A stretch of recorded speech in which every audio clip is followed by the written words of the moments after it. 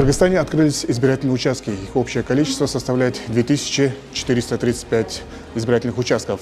Общее количество избирателей составляет 4 миллиона 135 тысяч.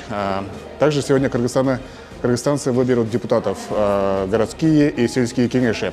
Всего зарегистрировано 4928 кандидатов и 39 партий. Ранее в рамках административно-территориальной реформы некоторые города и села расширили. Местные кеңеши распустили и назначили новые выборы. Мы свою работу начали с 7 часов. Провели первое заседание, жеребьевка была проведена на первом заседании избирательного участка. Каждый получил свои обязанности. Раздали мы список избирателей, твердый вариант списка избирателей, окончательный список. Мы эту книгу, которую нам выдал системный администратор избирательной комиссии города, мы разбили на 3 книги. Почему? Потому что 127 страниц, работать очень трудно. И вчера мы эту книгу разделили на 3 части, и все получили свои книги, списки. Граждане активно голосуют с раннего утра. Так как на этих выборах используется новое оборудование, отдельные избиратели не сразу понимали процесс его работы. Технические специалисты на месте показывали людям, как надо обращаться с бюллетенем. Было у нас спокойно, тихо и хорошо. Мне очень нравится. Я вообще люблю Кыргызстан. Самое главное, что... Ой, не хочется плакать даже. Храни вас Господь, и пусть выберут достойных. Шайлоо ратам элдер дагы ойлонуп келип атышат да. Мындагыдай шаблон жок. Ойлонуп элдер келип атат.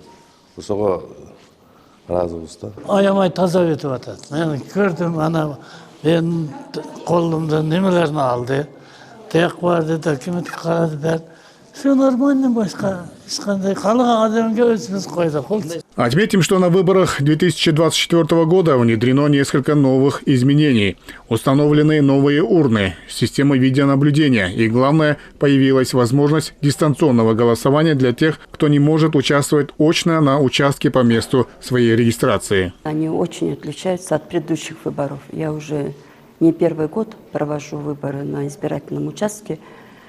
Эти выборы очень совершенны в том, что правительство обеспечило все избирательные участки новым оборудованием идентификации.